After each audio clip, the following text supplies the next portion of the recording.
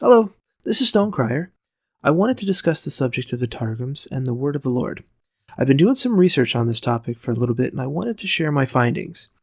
The reason it might be of interest to you is that the New Testament writers do some interesting things when they apply Tanakh or Old Testament verses to Yeshua, Jesus. No matter what your understanding is, it's clear that the New Testament writers take Old Testament verses that are about Yahweh and apply them to Yeshua. Before we address the subject itself, let's just take a look at a few of these instances to get an idea of what they are doing that gave rise to this study. So we have John 1, verses 1 through 3. In the beginning was the Word, and the Word was with God, and the Word was God. He was in the beginning with God. All things were made through him, and without him was not anything made that was made. So the prologue of John is exceptionally well known. There is this Logos Christology that he draws from. Logos is the Greek word for word, and that gets applied to Yeshua. In certain circles there is some controversy over this, but we won't dig into that quite yet. Suffice it to say, whatever you believe John means by word, it's clear that he attributes the act of creation to him, it, as a means by which creation was accomplished. Let's look at another place. Colossians 1, 15 through 16. He is the image of the invisible God, the firstborn of all creation. For by him all things were created, in heaven and on earth, visible and invisible, whether thrones or dominions or rulers or authorities. All things were created through him and for him.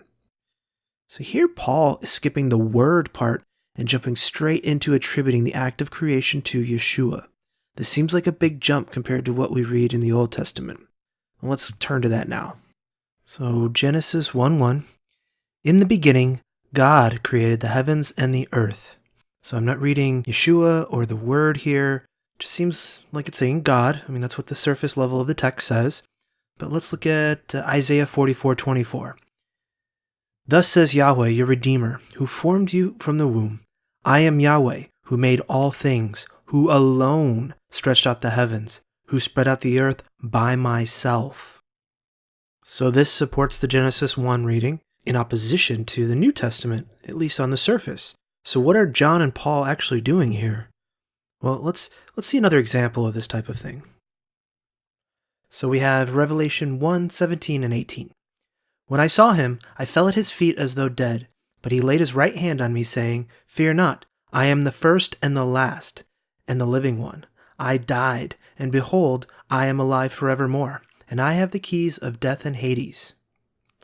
There are some who question who is speaking, but 1:17 is clear that the one speaking is Yeshua because he died. No one will make that claim of the Father. And in Revelation 22, Behold, I am coming soon, bringing my recompense with me, to repay each one for what he has done. I am the Alpha and the Omega, the first and the last, the beginning and the end.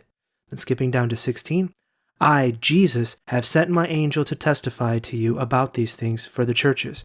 I am the root and the descendant of David, the bright morning star. So we have the first and the last being recorded by John as attributed to Yeshua. So what does the Old Testament have to say? In Isaiah, we see, Thus says Yahweh, the King of Israel and his Redeemer, Yahweh of hosts, I am the first and I am the last. Besides me, there is no God. It's interesting that Isaiah has Yahweh describing himself with this description. And a little further in Isaiah, Listen to me, O Jacob and Israel, whom I called. I am he. I am the first, and I am the last. My hand laid the foundation of the earth, and my right hand spread out the heavens. When I call to them, they stand forth together. So here again, we see some verses that are being quoted in the New Testament to describe Yeshua, where in the Old Testament context, they are referring to Yahweh. Let's look at one more. We see in Philippians, so that at the name of Jesus every knee should bow, in heaven and on earth and under the earth, and every tongue confess that Jesus Christ is Lord, to the glory of God the Father. So Philippians is quoting Isaiah, so let's turn to that. Turn to me and be saved, all the ends of the earth. For I am God and there is no other. By myself I have sworn. From my mouth has gone out in righteousness a word that shall not return. To me every knee shall bow, every tongue shall swear allegiance. So God is saying this about himself.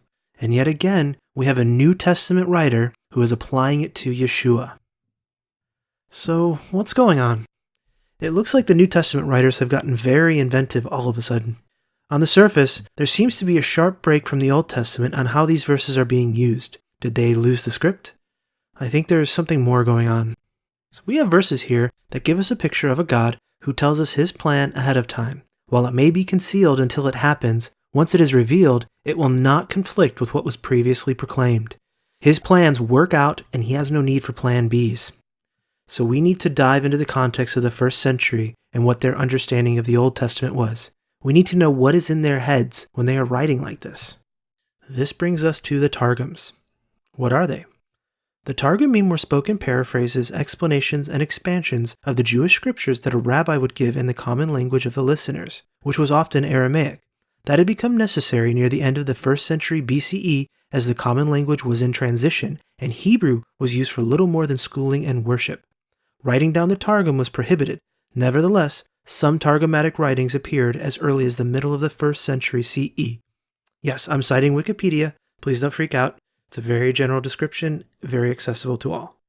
Most of the common people did not understand Hebrew, so when they went to synagogue to hear the Torah, the prophets, and the writings read aloud, they needed someone to translate into Aramaic. This was the job of the Targumist. They would translate into Aramaic on the fly, insert commentary and explanations into the reading, and they would alter the text as needed to better explain what they believed the text really said. Eventually, a number of them were put into a text format, and a few have survived down to us today. But why is that important? Well, the Targums give us a glimpse into what was being taught in the 1st century. This allows us to see a portion of the context in which Yeshua came and the New Testament writers composed their works. One of the doctrines that we get a glimpse of that plays a key role in the New Testament writings is that of the two powers in heaven, or the two Yahwehs doctrine. Dr. Heiser puts it as, the ancient Israelite knew two Yahwehs, one invisible, a spirit, the other visible, often in human form. The two Yahwehs at times appear together in the text, at times being distinguished, at other times not. Early Judaism understood this portrayal and its rationale. There was no sense of a violation of monotheism, since either figure was indeed Yahweh. There was no second distinct God running the affairs of the cosmos. During the Second Temple period, Jewish theologians and writers speculated on an identity for the second Yahweh. Guesses ranged from divinized humans, from the stories of the Hebrew Bible, to exalted angels. These speculations were not considered unorthodox. That acceptance changed when certain Jews, the early Christians, connected Jesus with this orthodox Jewish idea. This explains why these Jews, the first converts to following Jesus the Christ, could simultaneously worship the God of Israel and Jesus, and yet refuse to acknowledge any other God. Jesus was the incarnate second Yahweh. In response, as Siegel's work demonstrated, Judaism pronounced the two powers teaching a heresy sometime in the 2nd century AD. We need to grasp that modern rabbinical Judaism is not the same thing as Second Temple Judaism. I admit that Second Temple Judaism was not a homogeneous unit. There were sects and variations within the major sects. However, it is necessary to know that there are major doctrines that existed and were widely taught that no practicing Jewish person today would accept. Part of this, and this is my opinion, is that Rabbinic Judaism went through a period of reaction against Christianity, where doctrines that were highly compatible with acceptance of Yeshua as the Messiah were eventually jettisoned. I believe the two powers in heaven is just such a doctrine. This was not a fringe view. This was a mainstream school of thought. A good proof of this is that one of the most famous Jewish writers of this era was heavily influenced by this doctrine of two Yahwehs. Philo of Alexandria is probably the second most well-known Jewish writer of the 1st century, just behind Josephus. I'm going to read a passage from one of his works, but first, let's look into the verse that he is considering and then see his response to it. From Genesis 9:6, "Whoever sheds the blood of man, by man shall his blood be shed, for God made man in his own image."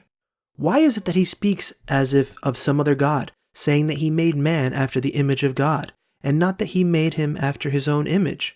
Very appropriately, and without any falsehood, was this oracular sentence uttered by God, for no mortal thing could have been formed on the similitude of the Supreme Father of the universe, but only after the pattern of the second deity, who is the Word, Logos, of the Supreme Being, since it is fitting that the rational soul of man should bear it, the type of the divine Word, since in his first word, God is superior to the most rational possible nature.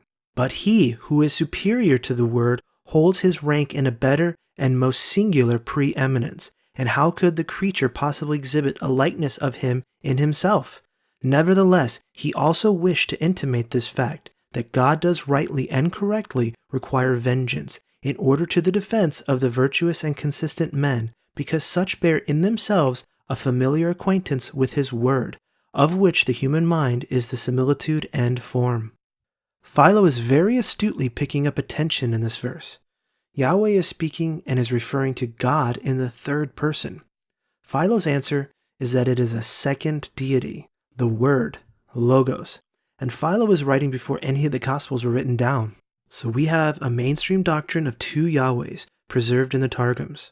The sages aren't making this up. They know their Bible incredibly well, and through careful study and meditation, they are pulling something out of the text that is hidden. Let's look at some of the tension points that are causing the sages to have a deeper look. In Jeremiah we read, "Now the word of Yahweh came to me, saying..." Now, I know many people read that and think it's just a turn of phrase, but let's continue on. In verse 9 we have, "Then Yahweh put out his hand and touched my mouth, and Yahweh said to me..." Now this is interesting. It doesn't seem to be just a word coming to Jeremiah's mind. This sounds more like a character that came to him, spoke to him, and then reached out his hand and touched his mouth. What's more, it says that this is Yahweh. Let's move on. "And Yahweh appeared to him by the oaks of Memra, as he sat at the door of his tent in the heat of the day. He lifted up his eyes and looked, and behold, 3 men were standing in front of him. When he saw them, he ran from the tent door to meet them and bowed himself to the earth." We can try to deal with this text in a number of ways, but it very plainly says that Yahweh appeared to Abraham and he saw him. Then Yahweh ate the food Abraham had prepared for him. And that doesn't seem right because we know this part. "But," he said, "you cannot see my face, for man shall not see me and live." We know there is a tension here because man cannot see God and live. Obviously, Abraham lived on after this, so something else is going on. In Genesis 19:24 we read, "Then Yahweh rained on Sodom and Gomorrah sulfur and fire from Yahweh out of heaven." Okay, now this is getting heavier, but this could still just be awkward phrasing. But then in Amos we read, "I overthrew some of you, as when God overthrew Sodom and Gomorrah, and you were as a brand plucked out of the burning, yet you did not return to me, declares Yahweh." Amos affirms the wording of Genesis 19:24 is intended. We have Yahweh speaking of one of his actions in the past in the first person, and in the very same sentence referring to an act of God in the third person. This is significant. Something deep is going on. The sages picked up on this, and this is why, if you were growing up in the late Second Temple period in Galilee, and you went to the synagogue on Sabbath during the week of the Torah portion Vayera, which included Genesis 19, you may have heard this verse read as follows. "Then the word of Yahweh brought down on Sodom and Gomorrah brimstone and fire from before Yahweh from the heavens." And here you have our first example of the two Yahwehs from the Targums. While the text says Yahweh, the Targumist alters it to read the word of Yahweh to distinguish the lesser Yahweh from the superior. Now, this was not only done in the passages where a tension exists. They took this and ran with it. Many times the lesser Yahweh is the figure to directly interact with humans and was the principal messenger and agent of the superior Yahweh. This lesser Yahweh was called the Memra, which is Aramaic for word. Now let's see some more examples. So back to our Genesis 1 example. "In the beginning God created the heavens and the earth, and God said, 'Let there be light,' and there was light." And from one of the Targums we read, "From the beginning, with wisdom, the Lord created and finished the heavens and the earth. Then the word of the Lord said, 'Let there be light,' and there was light, according to the decree of his word." So we not only have the Proverbs 8 passage tied in directly, but we see the Targumist explicitly stating that it was the Word who was the principal actor in creation. A little further we see, "So God created man in his own image. In the image of God he created him. Male and female he created them." And in a Targum, "Then the Word of the Lord created mankind in his image. In an image from before the Lord he created him, male and his partner he created them. This is reminiscent of the same take as Philo. Man was created by the Word in his image. Genesis 3, And they heard the sound of Yahweh God walking in the garden in the cool of the day, and the man and his wife hid themselves from the presence of Yahweh God among the trees of the garden. Now this is a verse that I think gives people trouble, but I have a hunch that the Targumist is going to fix that right now. From the Targum Onkelos, When they heard the sound of the word of Yahweh God walking in the garden, as the day was ending, then Adam and his wife hid from before Yahweh God in the midst of the trees of the garden. We don't have to try and imagine the infinite Father walking in the garden. The Targumist understands this to actually be the Word doing the walking. In Genesis 9, God said to Noah, This is the sign of the covenant that I have established between me and all flesh that is on the earth. This one doesn't strike too many as difficult on its own, but let's see what the Targumist does with it. Then the Lord said to Noah, This is the sign of the covenant that I have established between my word and all flesh that is on the earth. We see that God, the superior Yahweh, is making the covenant, but he makes it between his word and all flesh. So this Targumist believes that it is his word that is the actual party to the covenant. Genesis 17, 7, and 10. And I will establish my covenant between me and you and your offspring after you throughout their generations for an everlasting covenant, to be God to you and to your offspring after you. And then down to 10. This is my covenant which you shall keep between me and you and your offspring after you. Every male among you shall be circumcised. We have another covenant here, and this is the Abrahamic covenant. And the Targumist records, And I will establish my covenant between my word and you and your descendants after you throughout their generations for an eternal covenant, to be God to you and to your descendants after you. This is my covenant that you shall keep between my word and you and your descendants after you, to circumcise every male of yours. Again, this Targumist believes the actual party to the covenant is the word of Yahweh. So Abraham called the name of that place, Yahweh will provide, as it is said to this day, On the mount of Yahweh it shall be provided. This Targum varies quite a bit from the text. Then Abraham worshipped and prayed in the name of the word of Yahweh, and said, So that this generation who will arise after him will say, In the mountain of the sanctuary of the Lord, where Abraham offered Isaac his son, and in this mountain the glory of the Shekinah of Yahweh was revealed to him. Wow. So the Targumist believes that Abraham prayed in the name of the word of Yahweh. That sounds exactly like what believers of Yeshua do today. They pray in his name. This is a Jew writing this, not a Christian. And this tradition predates Yeshua. I think that's very significant. Now, the glory of the Shekinah of Yahweh is an interesting phrase. Shekinah refers to the manifestation of God and his glory. I don't want to get too far ahead, but I just want to quickly point this out. Speaking of Yeshua, he is the radiance of the glory of God and the exact imprint of his nature, and he upholds the universe by the word of his power. After making purification for sins, he sat down at the right hand of the Majesty on high. I think we're getting a really good glimpse at what the New Testament writers are doing and where they are drawing this from. Let's continue. Then Jacob made a vow, saying, If God will be with me and will keep me in this way that I go, and will give me bread to eat and clothing to wear, so that I come again to my father's house in peace, then Yahweh shall be my God. And from the Targum Onkelos, Then Jacob swore an oath, saying, If the word of Yahweh will be my help, and guard me in this way that I am going, and give me food to eat and clothing to wear, and I return in peace to the house of my father, then the word of Yahweh will become my God. So the Targumist believes that Jacob swore if the word of Yahweh did these things, then the word would be his God. This is a monotheistic Jew writing this. They have no problem with this. It's very interesting. Moving on. Israel saw the great power that Yahweh used against the Egyptians, so the people feared Yahweh, and they believed in Yahweh and in his servant Moses. And the Targum Onkelos, And Israel saw the power of the great hand which the Lord made to appear in Egypt, and the people feared before Yahweh, and believed in the word of Yahweh, and in the prophetic work of Moshe his servant. The great hand has a very strong messianic flavor to it. The Messiah in other places in Scripture is associated with the right hand, or arm of God. And the Targumist is bringing that thought right into the text here. Additionally, you see that the people believe in the Word. That's a very New Testament type of thing to say. And here it is being understood from the Old Testament. We've got more.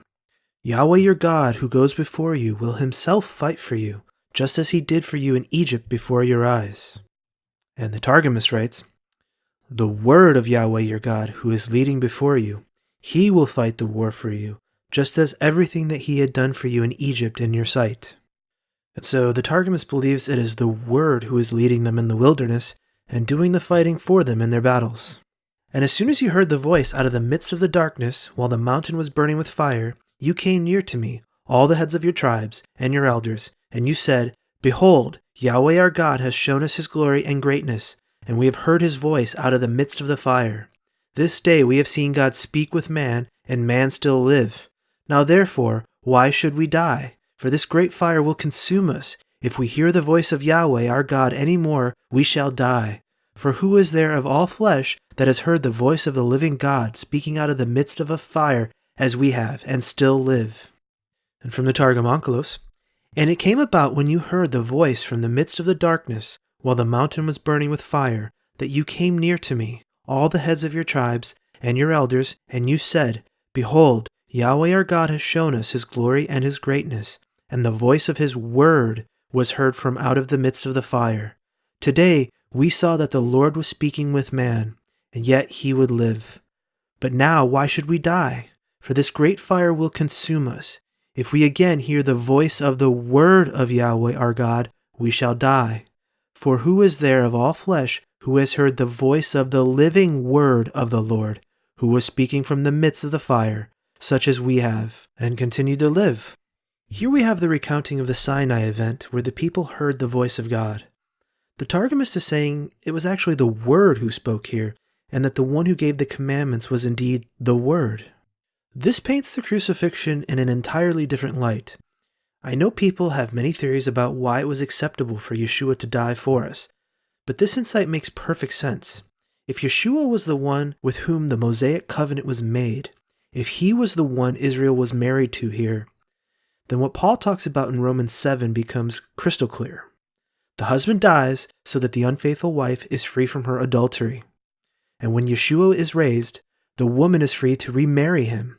This is because it was the death of the former spouse that freed her. And what happens later? There's the marriage feast of the Lamb. So we're going to try this again, but this time we're going to get it right. And still more. No man shall be able to stand before you all the days of your life. Just as I was with Moses, so I will be with you. I will not leave you or forsake you. And from the Targum Onkelos, no man shall station himself before you all the days of your life. Just as my word was at the aid of Moses, so my word will be at your aid. I will not abandon you and will not reject you. So it was the Word who was with Moses and with Joshua supporting them. Sounds very much like Yeshua saying he would be with us until the end of the age, that he would be where 2 or 3 are gathered in his name, that he would dwell within us. This is on the very same wavelength. Then David said to Gad, I am in great distress. Let us fall into the hand of Yahweh, for his mercy is great, but let me not fall into the hand of man. And the Targumist writes, Then David said to Gad, It is pressing on me very much. Let us be handed over now into the hand of the word of Yahweh, for his mercies are great, but let me not be handed over into the hand of man. David would prefer to fall into the hand of the word.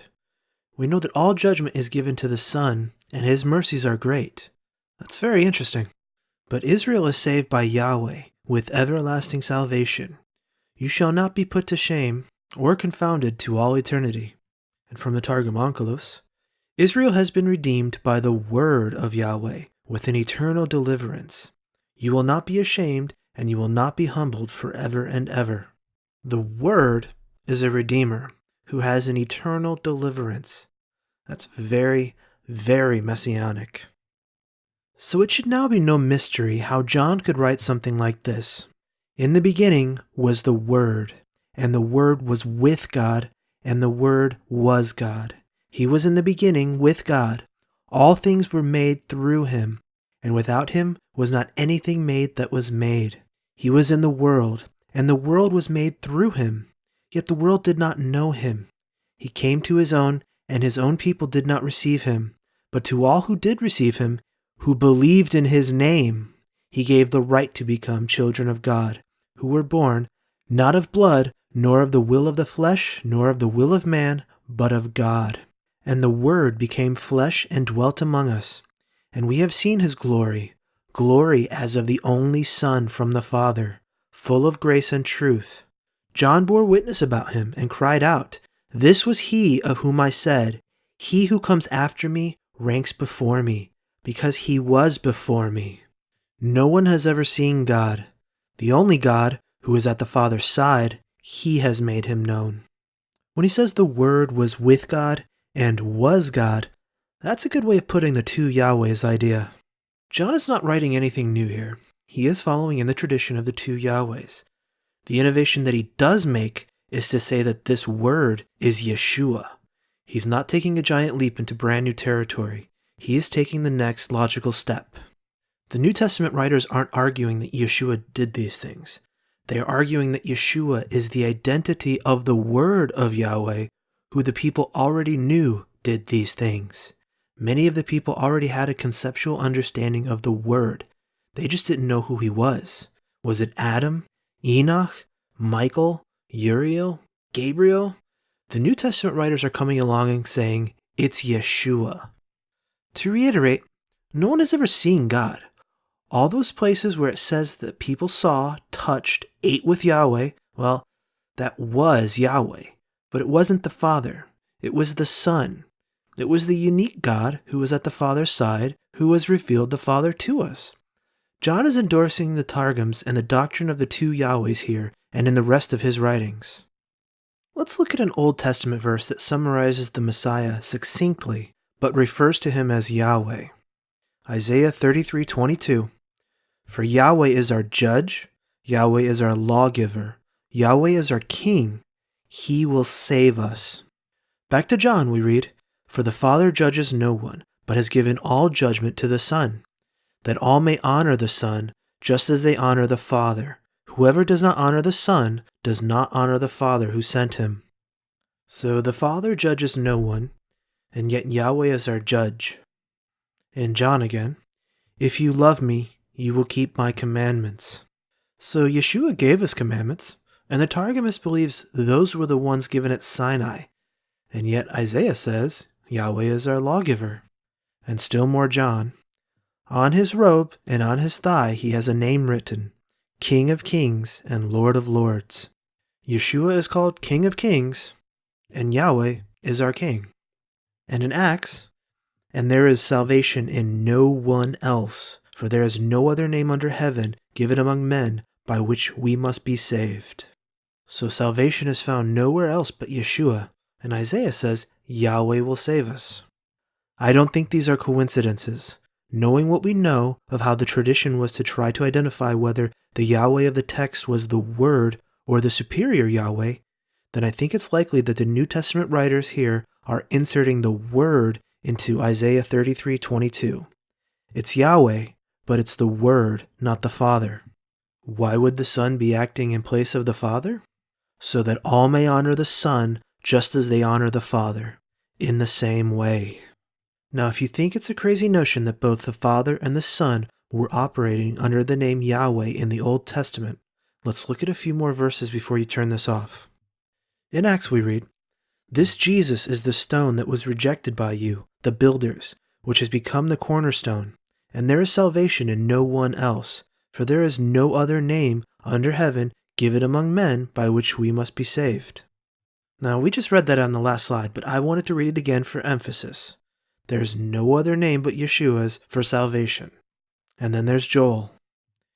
And it shall come to pass that everyone who calls on the name of Yahweh shall be saved. So is this a contradiction? Yet again, back to John.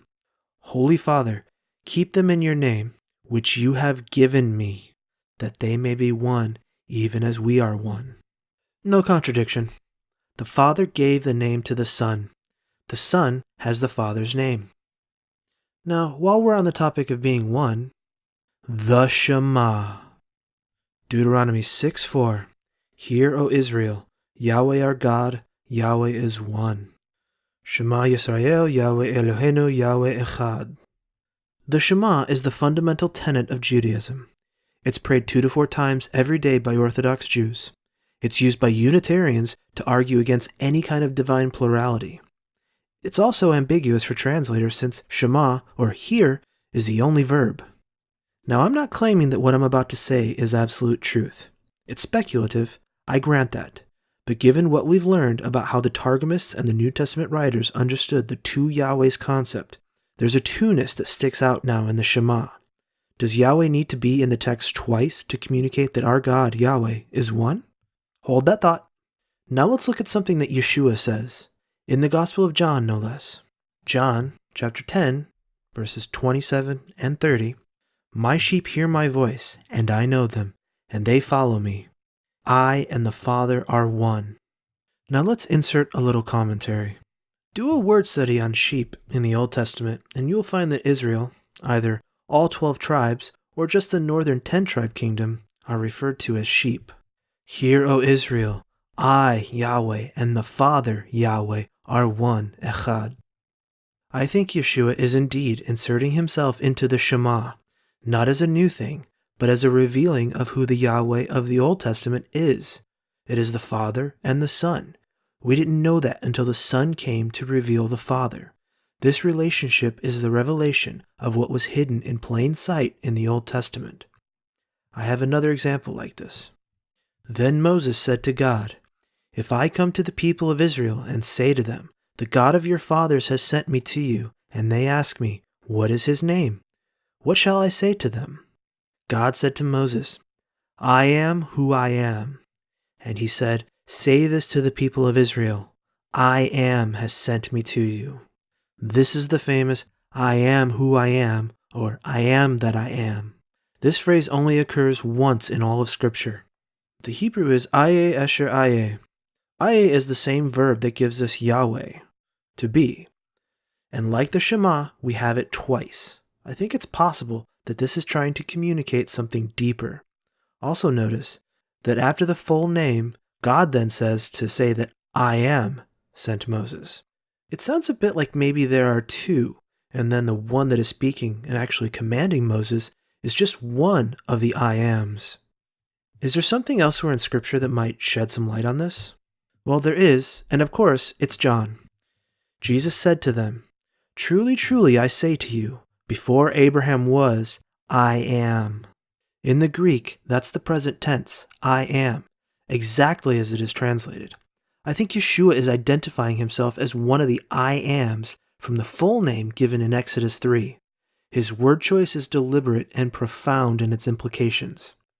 After looking at the Targums and getting a better sense of the context of the two Yahweh's doctrine present in the first century, I don't think we can continue to believe that the New Testament writers represent a major break with the Old Testament thinking on this matter. The New Testament writers likely knew of the Word of Yahweh from their youth. Their understanding of the Old Testament was completely in line with the revelation of Yeshua as the Word of God. Thanks to the surviving Targums, we can get a glimpse of that understanding to bridge the perceived gap between Old Testament and New Testament, and instead see the continuity.